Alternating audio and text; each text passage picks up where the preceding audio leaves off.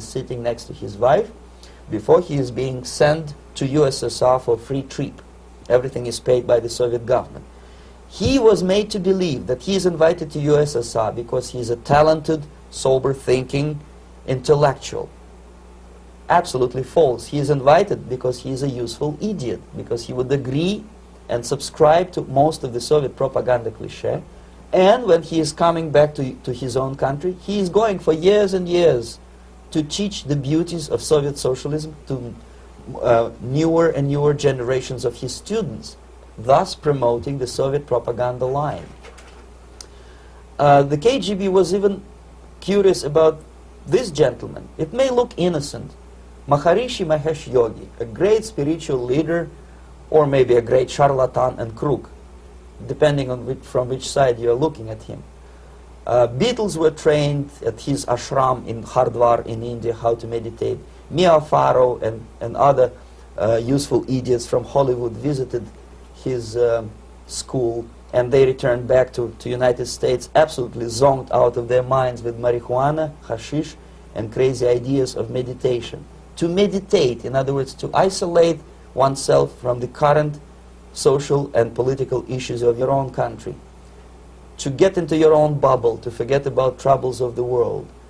Obviously, KGB was very fascinated with such a beautiful school, such a brainwashing center for stupid Americans. I was dispatched by the KGB to check what kind of VIP Americans attend this school. That's you on the left. Yes, I'm on the left. I was trying to get enrolled in that school. Unfortunately, the Maharishi Mahesh Yogi asked too much. He wanted $500 American for enrollment. But my function was not actually to get enrolled in the school. My function was to discover what kind of people from United States attend this school. And we discovered that, yes, there are some influential members of family, public opinion makers of United States, who come back with the crazy stories about Indian philosophy. Indians themselves look upon them as idiots, useful idiots. To say nothing about KGB, who looked at them as extremely naive, misguided people. Obviously, a VIP, say a wife of a congressman, or a prominent Hollywood personality, after being trained in that school, is much more instrumental in the hands of manipulators of public opinion and KGB than a normal person who understands, who looks through this type of fake religious training. Why would they be more susceptible to manipulation? I just mentioned that because, you see, a person who is too much involved in introspective meditation. You see, if you carefully look what Maharishi Mahesh Yogi is teaching to Americans, is that most of the problems, most of the burning issues of today can be solved simply by meditating. Don't rock the boat. Don't get involved. Just sit down, look at your navel, and meditate. And the things, due to some strange logic, due to cosmic vibration, will settle down by themselves. This is exactly what the KGB and Marxist-Leninist propaganda wants from Americans, to distract their opinion, attention, and mental energy from real issues of the United States into a non-issues, into a non-world, non-existent harmony. Obviously, it's more beneficial for the Soviet aggressors to have a bunch of duped Americans than Americans who are self-conscious, healthy, physically fit, and alert to the reality. Maharishi Mahesh Yogi obviously is not on the payroll of the KGB. But whether he knows it or not, he contributes greatly to demoralization of American society. And he's not the only one. There are hundreds of those gurus who come to your country to capitalize on naivete and stupidity of Americans. It's a fashion. It's a fashion to meditate. It's a fashion not to be involved. So obviously, you can see that if KGB were that curious, if they paid my trip to Hardwar, if they assigned me to that strange job, obviously they were very much fascinated. They were convinced that that type of brainwashing is very efficient and instrumental in demoralization of the United States. Our conversation with Yuri Alexandrovich Bezmenov who is a defector from the Soviet Union, a former propaganda agent for Novosti and the KGB, will continue after this message.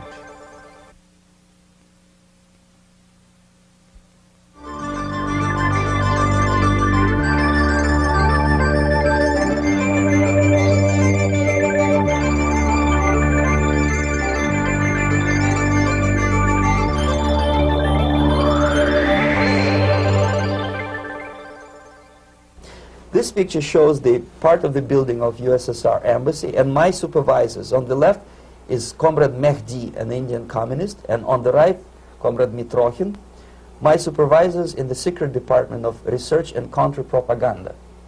It has nothing to do with either research or counter-propaganda.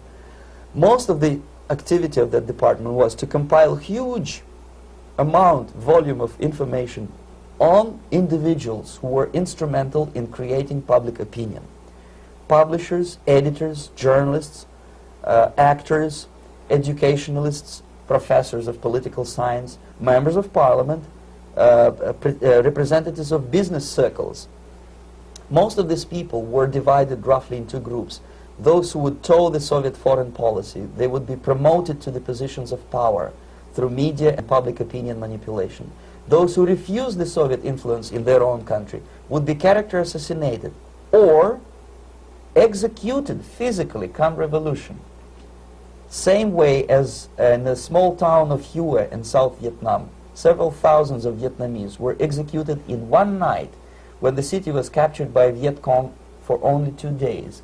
And American CIA could never figure out how could possibly communists know each individual, where he lives, where to get him, and would be arrested in one night, basically in some 4 hours before dawn, put on a van, taken out of the city limits and shot. The answer is very simple. Long before communists occupied the city, there was extensive network of informers, local Vietnamese citizens, who knew absolutely everything about people who are instrumental in public opinion, including barbers and taxi drivers. Everyone who was sympathetic to the United States was executed.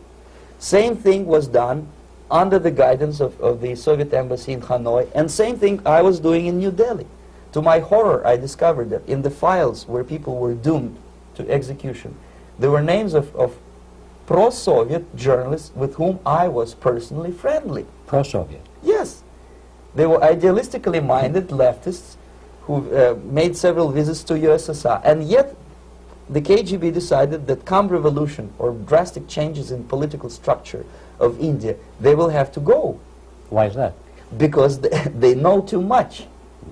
Simply because, you see, the useful idiots, the leftists who are idealistically believing in the beauty of Soviet socialist or communist or whatever system, when they get disillusioned, they become the worst enemies. That's why my KGB instructors specifically made a point, never bother with leftists. Forget about these political prostitutes. Aim higher. This was my instruction. Try to get into large circulation, established conservative media. Reach, filthy rich movie makers, intellectuals, so-called academic circles. Cynical, egocentric people who can look into your eyes with angelic expression and tell you a lie. These are the most recruitable people, people who lack moral principles, who are either too greedy or too suffer from self-importance. They feel that they matter a lot. These are the people who KGB wanted very much to recruit.